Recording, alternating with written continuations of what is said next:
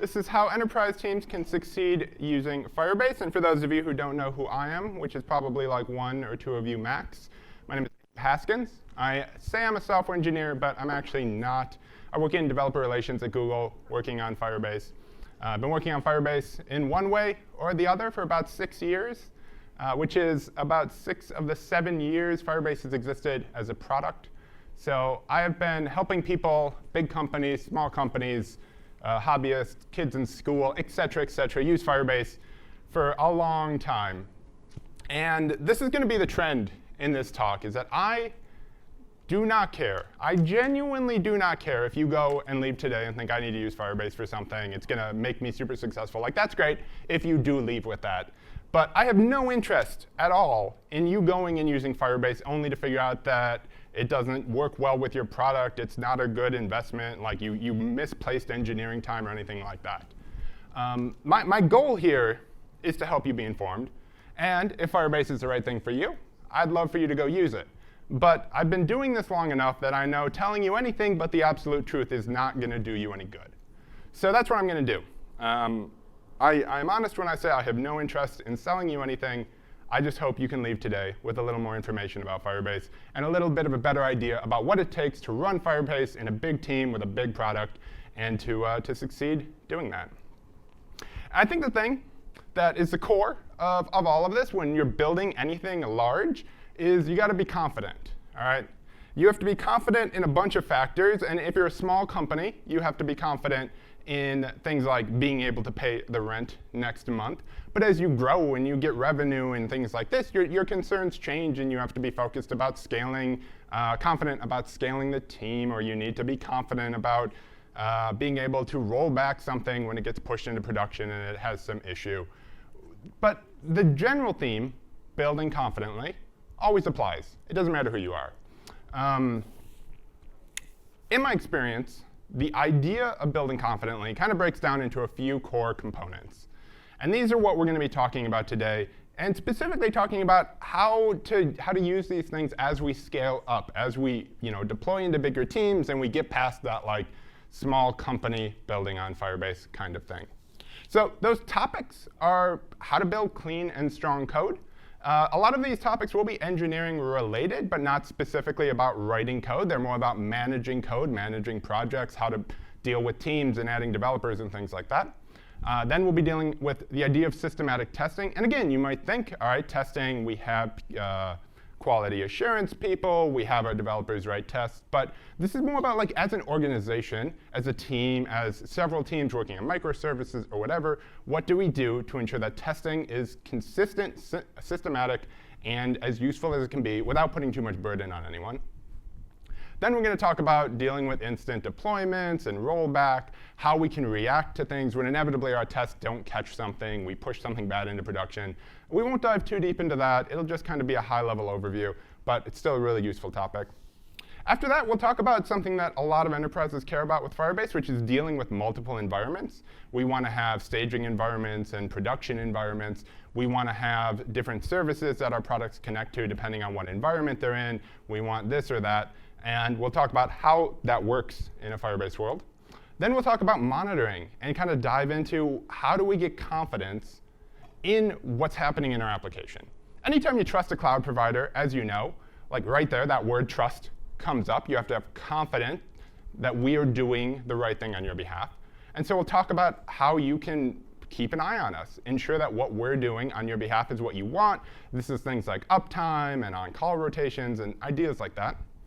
Then after that, we'll talk a bit about pricing. I'm far from a pricing guru, but I can give you some hints about how to think about pricing as it relates to Firebase, how to do some sort of forward-looking analysis, just a little bit on that, and just some of the value props that change when you're looking at using something like Firebase versus a more closer to bare metal stack like Google Cloud, or even a fully traditional on-prem solution.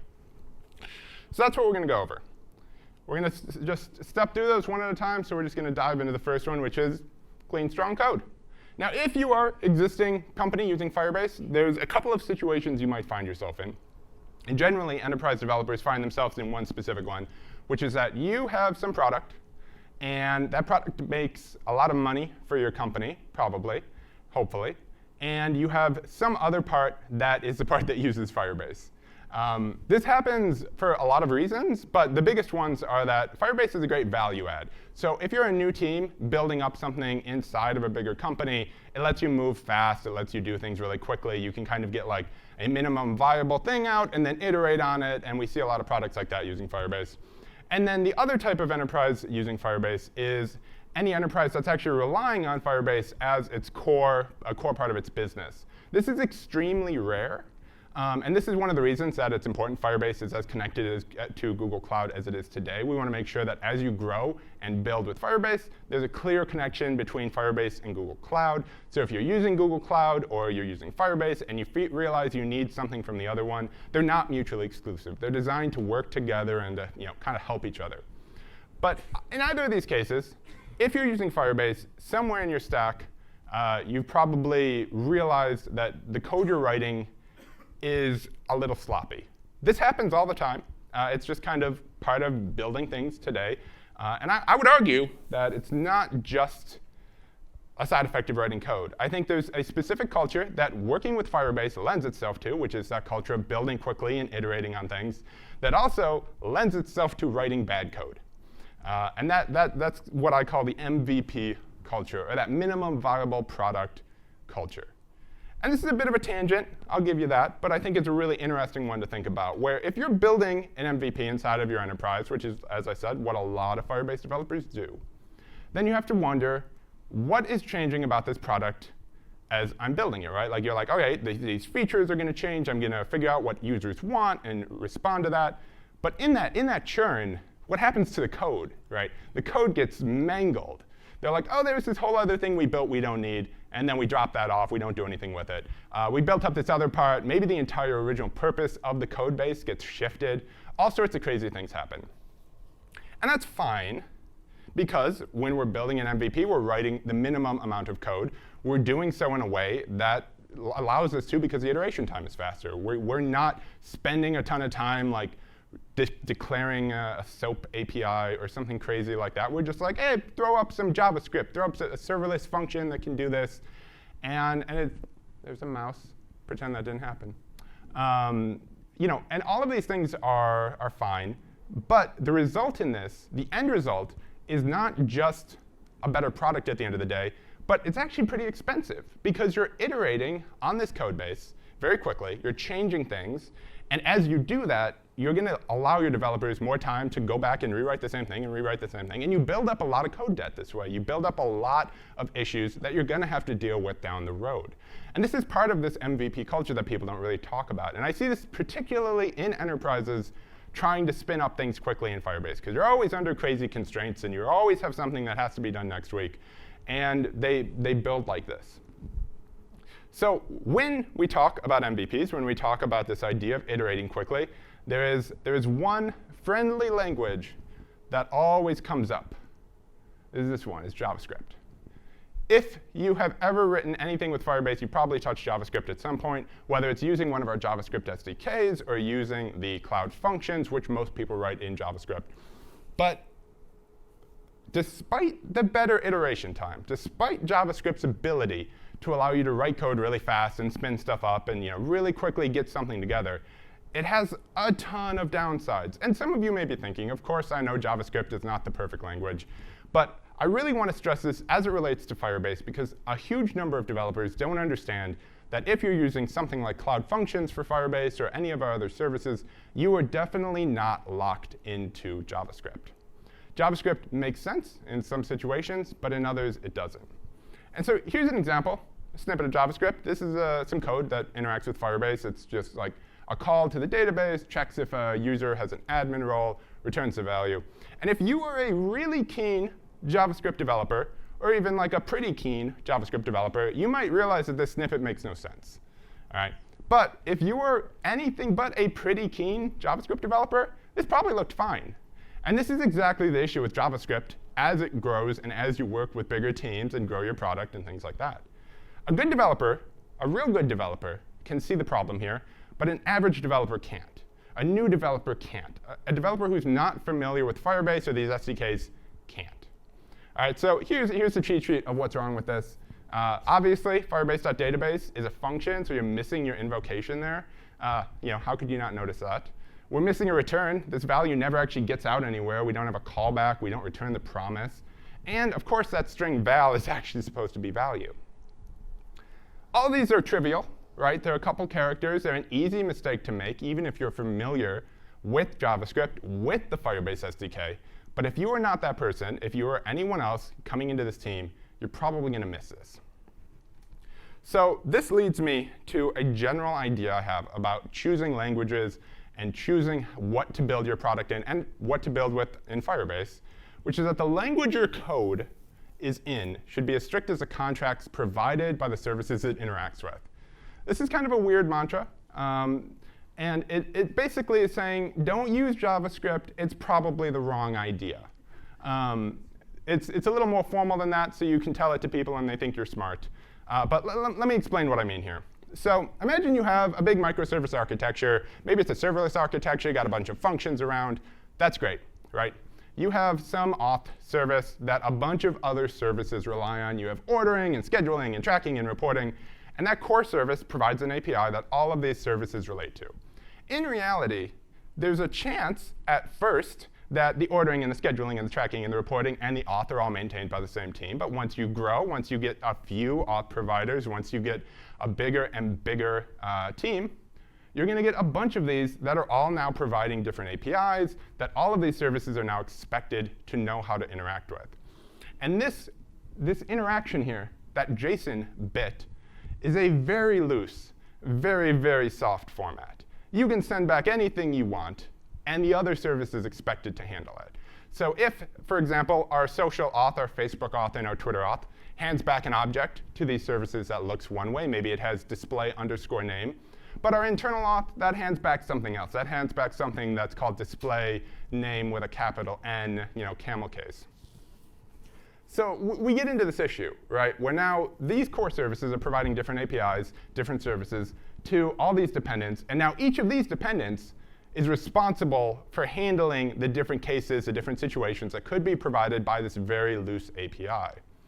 And in this case, JavaScript might make sense. Because if all of these services are providing different things, you don't have a strong contract between your different services, between your serverless functions and your client side. If you don't have that guarantee, you want a very flexible language. You want a language like JavaScript that can take whatever you give it and probably mangle it into something usable. But we don't want to get in this situation in the first place, because this doesn't scale, right? Like, as soon as you start doing this a bunch and you have not only an auth service or a few auth services maintained perhaps by different people, at least some were maintained by people from 3 years ago, some are working there now, some don't know, you're going to hit this issue. So we have this snippet with a bunch of issues, right? And of course, we're thinking, well, we aren't talking about JSON here. We're not talking about any interaction here that is nice and soft and loose like JSON. We have a really strong contract here. We have an SDK. We have a nice documented, clean, consistent, properly typed, beautiful SDK, Firebase SDK here. And we're just throwing that all away. And we're just like, we don't care that this does not, this might be able to tell me that database is a function. We don't care that it knows it's supposed to take value. We just toss this out. And this is kind of the core realization here that I'd like you to take away from this bit, which is that these SDKs that we provide, that Google Cloud provides, that Firebase provides, these are contracts that we are making to you. Obviously, not legal contracts, not something that you can sue us if we change, but they are the type of thing that we do our absolute best not to mess with you and not to change. So in this situation where we have all of this information, throwing it away, using it in JavaScript makes a lot less sense. So this SDK is a strong contract, right? We're communicating between these services, in this case, Firebase services, but in this example, it's an internal app communicating to a dependent. Strongly typed languages make more sense, because there's nothing loose here. There's nothing flexible about this contract from another service. So if we look at the snippet again, we think, all right, why are we relying on a language that lets us have that flexibility? It really doesn't gain us that much. In fact, it makes the situation worse, because now developers are making mistakes. They have to iterate more. They have to come back. And as things change, which they inevitably will, they are more likely to break this code. So here's the same function rewritten into a typed language. It looks almost identical, doesn't it? I mean, yeah, it's pretty much, it's slightly different. It honestly just looks like more modern JavaScript. But introducing some TypeScript into the situation changes the world for us. This is now a valid TypeScript snippet. And although we haven't put any types on here, we don't say UID is a string. We don't promise that we're going to return a value or anything like that.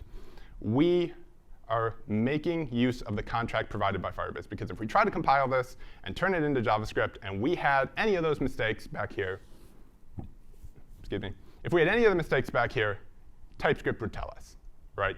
So we're making a very small change, like a few characters. But now the end result is that our code is making use of that contract. It's saying, I know you're giving me this data. You're giving me these fields and these objects and these things like that. Well, let's actually listen and obey those. So just this switch to TypeScript, very low cost in general, especially for new projects. If you're building something up old and you're trying to transition it, it can be pretty expensive to shift. But if you're building something new, you're trying to MVP something, this will save you time, just switching to TypeScript. I love TypeScript, but my whole talk is not just about TypeScript. But one last part that is about TypeScript is code completion. I don't know if you've ever used JavaScript code completion, or if you've ever seen a new developer on your team try to figure out what the hell is going on in your JavaScript. But they're not going to get anything this pretty. They're not going to get anything that says, here are the methods that are actually on this SDK.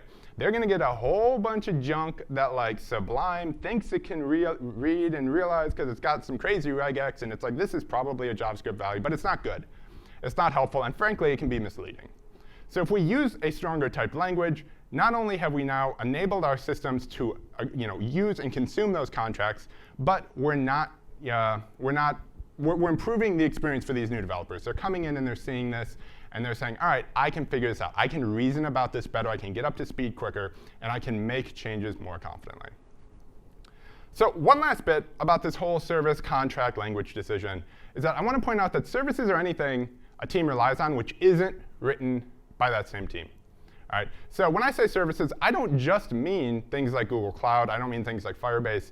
It can be, like the earlier example, your auth service. There is no reason your auth service couldn't provide an SDK with that really nice, strict contract that they maintain and they give to the other teams and say, you don't have to talk over our JSON API. If that API changes, we'll take care of it. But we maintain both the core service and the associated SDK, which is what you actually use to talk to our service. And now if they make a change in their SDK because they made a change on their server code, you can now respond to that reasonably. You can get build time errors. You can get more information than you would if that SDK or that situation was more loosely typed. The other thing that counts as a service is every single one of those node modules you've ever pulled in. For example, if I went and I tried to find like a colors module to just like throw some color in my logging output, I don't know if you know this, but there's 3,600 color modules, which is ridiculous. A lot of them are not what I want, but if I did know what I want, I'd be able to kind of reduce it down to these two. And when I go and I take on a dependency from a third party like this, I'm making an agreement with that person that's saying, I'm trusting you on like a bunch of levels. I'm trusting you not to do anything evil in my code, because once I'm importing your JavaScript, you can do whatever the heck you want. You can break my page. You can steal my information. So you have like that level of contract and agreement with them. But you're also making a technical agreement saying, please don't change this API too much, because if you do, I'm not going to know. Like it's just going to break in production at some point if they change how these APIs work.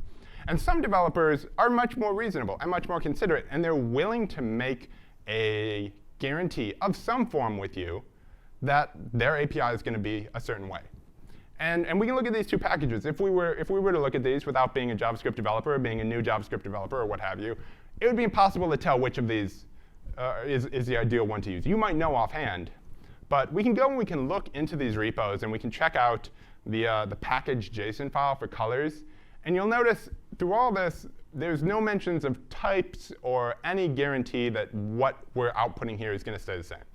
And this is the non-TypeScript library. It's usable, but it's also deprecated. It's several years old, and it's definitely not the choice you want to make. This one, Chalk, on the other hand, you can see right there under Files, there's that type/index.dts. And that's saying, hey, here's the actual file that defines the contract I'm providing you, what your service can rely on. So if this changes, if that DTS file changes on a new release, that'll be a build time error instead of a runtime error. And that's a better sign of a developer willing to make a commitment to you, upholding some bar of quality than the ones who don't. So this is a yay TypeScript kind of situation. And I generally recommend, even if you're not using TypeScript, look for libraries that support TypeScript, because it's a better indicator that people are willing to be consistent and they're not just changing things willy-nilly under you. This doesn't help at all. If this person is malicious, obviously, they can still steal all your information. But at least your code's not going to change. So with all these thousands of trust relationships we have, right, with external people, ideally, they would all be contracts, right? Like every single one of these, we would say, you were providing me this type of SDK. You were providing me this cloud service, this whatever. And you would have like this very, very nice, clean structure. But there are certain languages which just don't lend themselves well to doing this. JavaScript is one of those. So if the language is weak, because that's the contract between the provider and the dependent, your entire service is going to be weak. If your language is strong, it's going to be stronger. So any strictly typed language, Go, for example, Java, for example, are great choices here. And luckily, you might be thinking, well, this is all great, but Firebase, Cloud Functions, they only support JavaScript. Maybe they support TypeScript, but it's not really there, which is not true. You can write Go code and deploy it up to Cloud Functions today. You can use all the same triggers you use. You can use all the same stuff, and it's going to work just as well. We have Go SDKs. We have SDKs for many strictly typed languages on the back end. We have a lot of choices here that aren't JavaScript that still allow you flexibility and speed of development, but with nice, strict contracts that we're agreeing to make sure that what we give you is either going to be the same as it was before, or it's going to fail at build time. So that's my whole spiel about languages. Don't write in JavaScript, write in TypeScript, or even better yet, write in Go or something like that. But we got a lot else to cover, and that was a pretty long section. So I want to talk about systematic testing. So the first thing about testing, if you're writing a big team, and this goes back to that MVP culture thing, right? Like MVPs generally don't have tests, which is terrible. But one of the reasons they don't is because like testing is pretty hard. It's a very difficult thing to get right. And if you're trying to move quickly, a lot of times like move fast and break things means break things because we didn't write tests. And we need to do what we can culturally when we're building things to avoid getting into situations where it's hard to test things. So here's an example, another snippet, another Firebase code, more JavaScript. And it's, unlike the other JavaScript, a little more recent. It's got some async await, got some other stuff. The problem with this code is that the only thing this JavaScript module is exporting is this Cloud Function definition. So we can deploy this to Firebase. And once it's in production at Firebase, we can hit it and see what happens, and we can test it. But that is incredibly slow. It's like a minute, at least, of loop for you to go, I'm going to change this, deploy it, test it. And worse than that, you need to be deploying it constantly to a staging environment, which you have to have in the first place. And it's very, very tedious. So if we get into a situation where instead of building out this big method that, whatever it does, it sends messages or push notifications to people, we restructure it.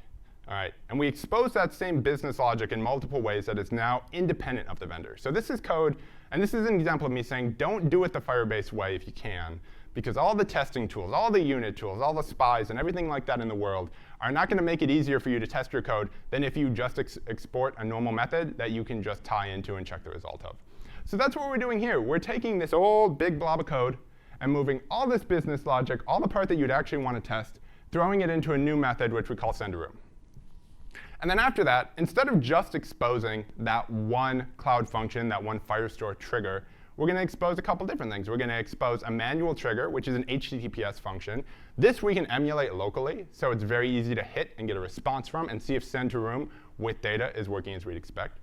We now have the automatic room, which is an automatic send to room function. This is exactly like it was before. And you can see any logic that's related to that Firestore trigger is going to be tied in this little bit of code. So we're pulling in from text room ID and passing that to send to room, which is just a normal JavaScript function.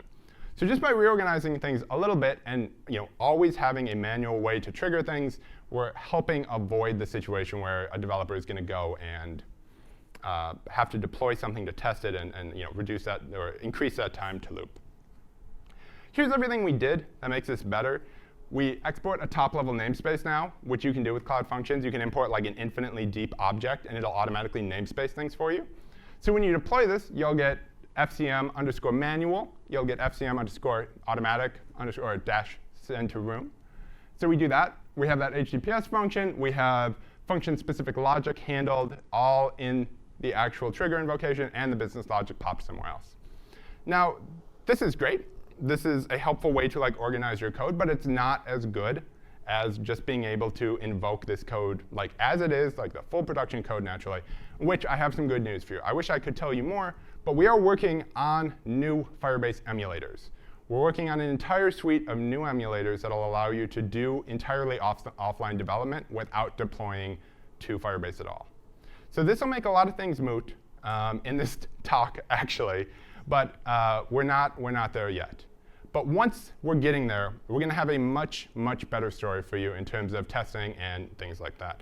So in the meantime, keep listening to what I'm saying, but keep a lookout for the new emulators that are coming down the pipe. It's been far too long that we have not had a good offline story for Firebase, and that is coming. Beyond that, testing can't be optional. If anything is remotely difficult, and you give someone the option not to do it, they probably won't do it. So we got to make sure they test their code. We can kind of make sure they write tests, right? Like we can have code reviews, and we can have things like that that ensure coverage. We can use tools like coveralls to make sure that a good percentage of our code is covered by tests. But we also have all these tools. This text is a little small, but we have a lot of ways to automatically deal with running tests that enforce developers use tests all the time. For example, just to name a few, you can use git commit hooks. So if somebody commits code, it has to pass tests, or it has to have a certain coveralls percentage. We can do automated branch reviews from bots and things like GitHub. There's hot reloadable tests, which make it much more approachable to rerun tests. We have all sorts of different things. Team-provided mocks. This goes back to the idea that if your service is providing an SDK, that SDK should also have mocks provided by that same team. We can have code hygiene practices, CI/CD stuff. We can have hooks in the Firebase CLI, all sorts of stuff that enforce these tests be ran by our developers. So regardless of who this developer is, they're not getting code in unless they run the tests. And this is all just making it part of the workflow, right? We just want developers to always be thinking, I'm going to write tests for this. Tests are my default way of testing this. I'm not going to click through and click the buttons and see if it works. I'm going to write a test, because that's going to be better. I want to talk specifically a bit more about this, which is leading into our next section about deployments and rollbacks. Some of you probably heard about this really cool service we have called Cloud Build. And if you haven't heard about Cloud Build, you've probably heard about one of our competitors' products.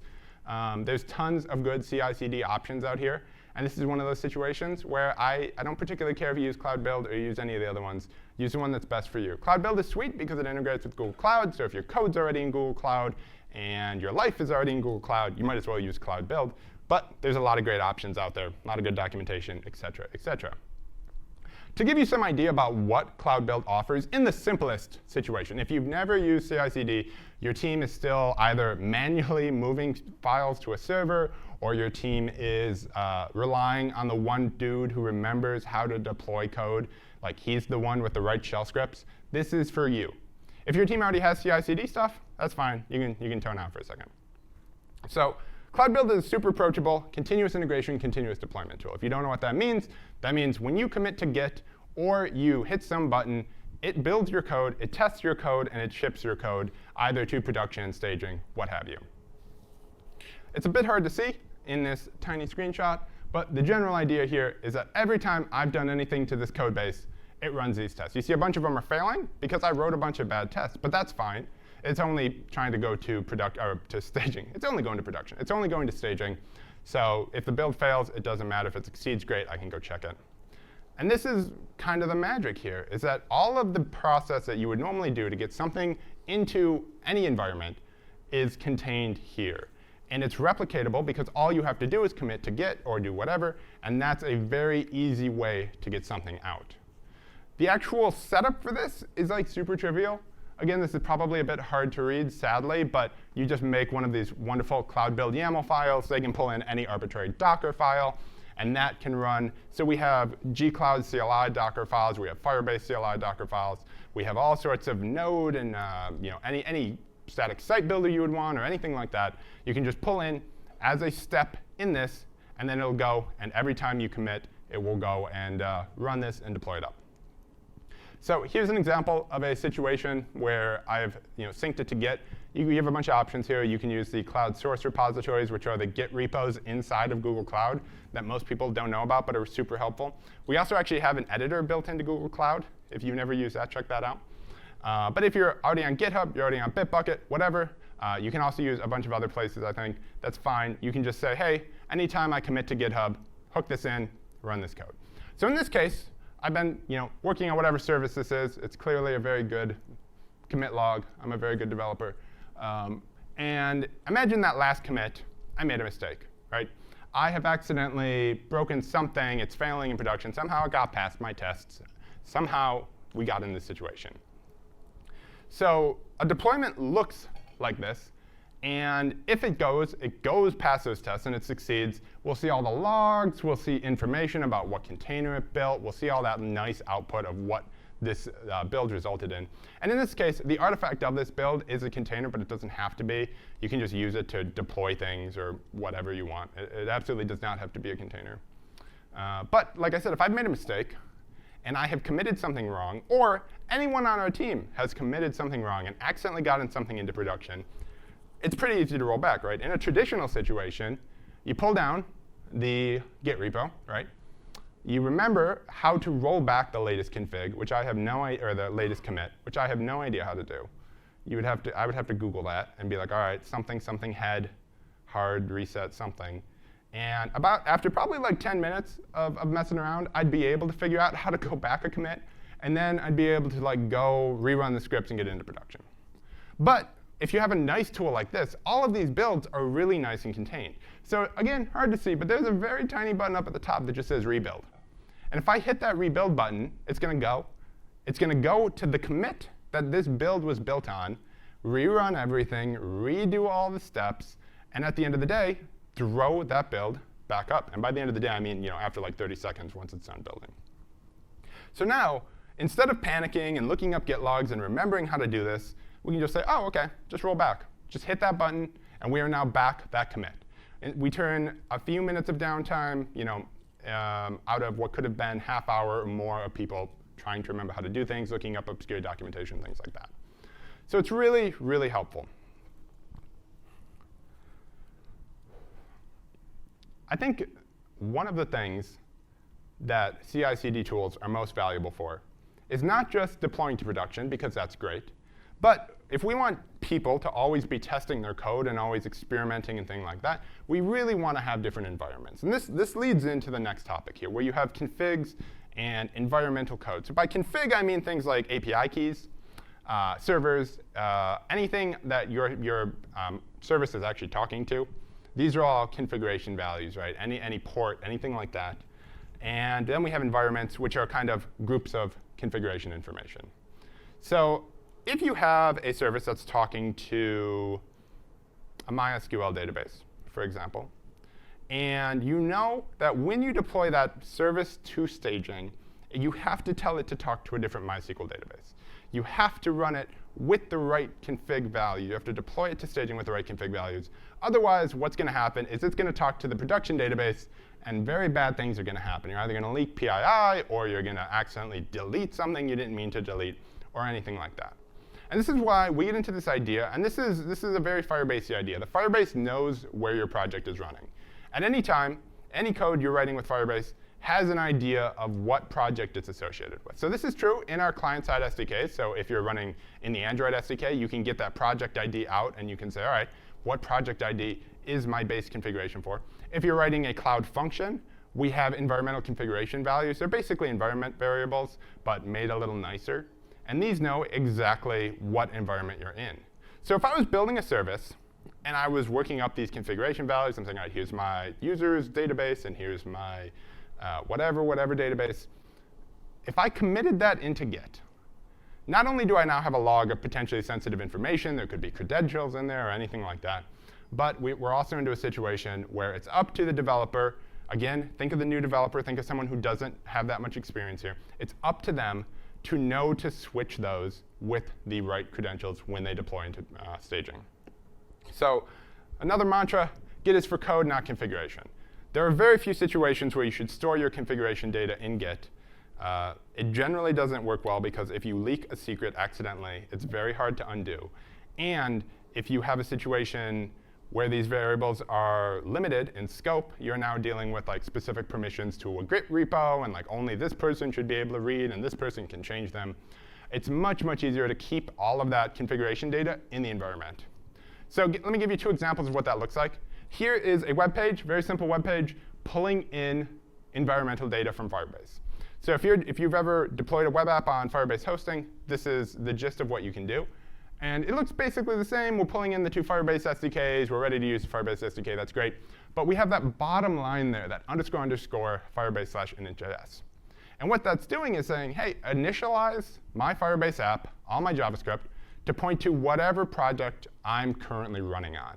So if you're deploying this locally, it'll be whatever your local project is set to use. If you're deploying this to production, it'll automatically pull it from the environment. So this means you can now commit this without any configuration information. You commit it to Git. And then when you go to deploy it, it will automatically connect to where you deploy it. So now if we're talking about a staging environment and a production environment or a development environment or whatever, we're not concerned about this at all. We can deploy the exact same code, no changes, and it'll be safe. Diving into this a little more, here's another cloud function, some more lovely JavaScript that I don't recommend using. And you can see here we do some simple on-write for check an email, send some service to that. But we have this authorization token down there. And if you're not familiar with that syntax, that's just string interpolation in modern JavaScript. The important part is functions.config.someservice.key. That's a key stored in our environment that isn't checked into our code. It's not written down anywhere except in Google Cloud where it's nice and safe. So when you go to call this service, there's no chance you're going to call the production credentials. The thing I always think about here is Stripe. If you're ever doing Stripe payment processing, the likelihood that you will use your test key in your production environment or vice versa is very high. So doing this allows you to really easily separate that and just be like, my code is my code, my configuration is in the environment, and I have my 2 or 3 projects set up that are the ones we deploy to and test with. And unless we allow someone to accidentally deploy to production, there's no way they're accidentally charging on Stripe or doing something like that. So yeah, if your code has no configuration and no idea about the environment, like it has no context of what project to associate with, it has no idea what's going on except from what the environment tells us, you write these really nice, clean, like independent bundles of code. It's a much easier, much more like atomic bundle that you can then take and deploy to different places and ship around. It's extremely, extremely clean. But this isn't everything, right? We've been talking a lot about writing code. And we don't have that much time, so luckily we're getting into the last few sections, that once your code is in the real world, you want to keep an eye on it. And anytime we're talking about keeping an eye on anything in Google Cloud, we're talking about Stackdriver. You've probably used Stackdriver or heard of it. It's an incredibly powerful tool for just all sorts of analysis of your code and your performance and all of these great things. It has all these metrics that Google services, Firebase is no exception, throws off to it. If you ever wanted, for example, more insight into your Firebase database or your Cloud Firestore instance, that information is all in Stackdriver. You just got to go look at it. But Stackdriver, like anything, has a barrier to entry, right? And I think one of the biggest themes of this talk is that we want to make things easy on developers. We want to make them do as little as possible in a way that helps us build more confidently. And so developers are already used to this idea, the system of how we debug code. And I would love to tell you that I believe the fundamental idea of debugging code is like breakpoints and good tooling, but it's not. People console.log or printf the hell out of their code. Doesn't matter who you are, it's how we debug stuff. And that's fine, right? Like, it's great that we have more advanced tools in Google Cloud and in Stackdriver that do crazy in production breakpoints and stacks and stuff like that. But most developers aren't going to use those. And they're especially not going to use them if they're trying to ship something by next week. So let's just make it better, right? Let's not change anything that the developer's already doing. Let's just make the situation better for them. So just by console logging in a Cloud function, if you normally go to the Firebase console and check it out, you see a fairly simple view of this information. But if you head over to Stackdriver logging inside the Cloud console, you will see a much nicer view of that same data. So this is every log. It actually pulls logs from all sorts of Google Cloud services. It's not just Firebase. It's not just Cloud Functions. You can get logs from Kubernetes or Cloud Run or anything like that. But in this case, these are just console logs from our functions. And you can see it's broken up into a few columns here. Left column, a little colored icon to tell us what type of log it is. And after that, we have what time it was happened at. Next to that, we have the function name that reported this log. So we have two functions here, request cool and fulfill cool. And then after that, we have a unique invocation ID, that 121 whatever, whatever. That's the ID of that invocation. And then after that, we have whatever printed. So this is great. But it's better if we can filter in. So if we click on one of those nice numbers, it'll automatically write this little query for us and say, all right, here's the log for the invocation of that function, that specific one that you just clicked on. And we can see the entire lifecycle. And you can see now, when it's not in this entirely big blob of logs, that we have things like how long the function took. We have an idea about what went through and what happened. And this is without changing console log. This is just still console logging, but getting ingested into Stackdriver logging automatically. And this is already there for all your Cloud Functions you're already using. You just have to go click on it. So this is great. You can write all sorts of custom queries. You can do all sorts of different things in terms of creating custom metrics. If you wanted alerts based on when certain errors happened, if you wanted to just search for the word error and say anytime that happens, we should alert someone, you can do that. But luckily, you don't have to, because we can do even better. So we want to give developers the tools to debug without placing a burden on them. And one of those burdens is not just changing the code, but the other burden is actually like looking at these logs and understanding them, right? Like looking through this is not trivial. That takes time. So why don't we give them a nice aggregate view of that data, of those logs, and let's do it without any code changes. Well, that's Stackdriver error reporting. So error reporting, again, it's just in there. You just got to go like click the button, please use Stackdriver error reporting, and all your Cloud Functions, all your Firebase stuff will get aggregated into these. So you see, instead of a big log, I have a few instances of errors that have happened in my code. And we have a lot of nice information here, like how many times it's happened, when it was most recently seen. We get, of course, if we click into that, the full stack trace. We get a histogram of when it's been happening. We can link it to internal bug tracking. We have all of this. And most importantly, we have the ability to set up alerts when new bugs occur. So we don't have to ever look at that log reactively. We don't have to go think about it. We can just say, all right, if a new error occurs or an old error happens again, just shoot me an email. Hit up PagerDuty, right? Call the on-call. Do whatever you have to do in order to get this information across that something is going wrong. And again, no code changes. So once we've done that, right, once we are very aware of all the new errors happening, the realization we all have is that really not everything bad happening is an error, right? Like there are situations you don't want to get into that aren't errors, but they're not good. So what do we do? How do we have that insight? Well, Stackdriver has another thing. And this section of Stackdriver is where all of these metrics from all these Google services get poured into this one place. And in this case, we're looking, it's very hard to see, but we're looking at the execution of two different Cloud Functions. There's a pink line on the bottom and a blue line on the top. The blue line is the front-end server, and the pink line is the one that actually does the creation of the content that gets served up. So you would expect, in all situations, that blue line be bigger than that pink line, because at most, the amount of requests to create something can be as big as the amount of requests to serve it. So in this case, where that pink line is like super low, that's exactly what we'd expect. And we can go in here. We can look at all sorts of metrics. We can look at CPU time and memory use and aggregate data over years or days or hours. We can create dashboards, all from all this Firebase information. And it's not just stopped at Cloud Functions. Like I said, we have databases. We have cloud storage. We have the most insight available to you about Firebase, all thrown into Stackdriver metrics. So that's cool. But again, it's not the same if we don't get, if I have to look at that thing and think about it, that's not as good. So we can go in, create custom alerts. For example, in this situation, I have a Cloud Function that runs once a day. It goes, clears some caches, does some other housekeeping. I don't really care if that function doesn't run on any given day. but I do want to know if it stopped running. So I set up this alert based on a custom report in Stackdriver logging that says, hey, if this function hasn't been invoked in about 48 hours, go ahead, hit me up, shoot me a message, and let me know if something's going wrong. This can tie into PagerDuty or any of the other on-call services so that you can know when something, whatever it is going wrong in your service. And of course, because these situations are nice, well-understood alerts and conditions, if that situation gets resolved, you'll get told about that too. So not only do you get told, hey, that function didn't run for some reason, but you'll get told, oh, now it did. Now you're all good. All right, last section, shortest section, pricing.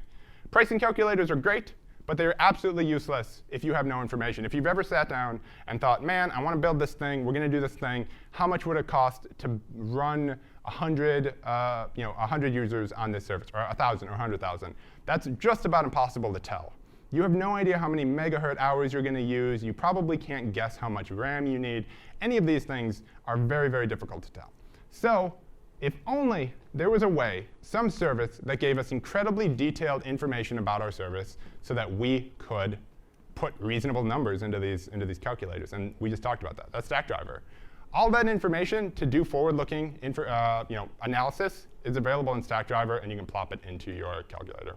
Second thing, Firebase now has paid support. So all of this, everything I've talked to you about, you can get on the phone now and talk to someone. If you are already a GCP paid support member, we now have experts staffed there to talk to you about Firebase, answer technical questions. Anything about scaling Firebase you need to know is now included in GCP paid support. All right, so what did we cover? Code, testing, deployment, rollback, environment, monitoring, pricing. That's pretty much what you need to be thinking about. I appreciate you all coming to the talk. I'll be around for questions. Thank you for coming.